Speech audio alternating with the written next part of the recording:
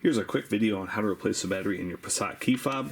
You're going to need one of the 2032 batteries. You can get these off Amazon. I've put a link below in the description that will take you straight there. And also just a regular flat blade screwdriver. First thing you want to do is remove this mechanical key, and you do that by pressing this button here and sliding that out. Next, you just want to take this silver piece and slide it this way, and remove it like that. Now you can take the screwdriver, insert it here. I like to go kind of as deep as possible and just pry it up like that. Yours might not be as easy. Go ahead and put your screwdriver right here and pry that dead battery out. Place a new one positive side facing upward like that. Give these two halves a good squeeze back together. Make sure these are lined up.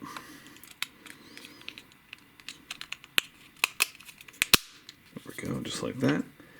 Here you want to find this piece, slide it over that button, and then put your key back in, and you're all set. No need to reprogram. Make sure you got your red light blinking right there, and you're good to go. Hope that was helpful. Make sure you hit that thumbs up button.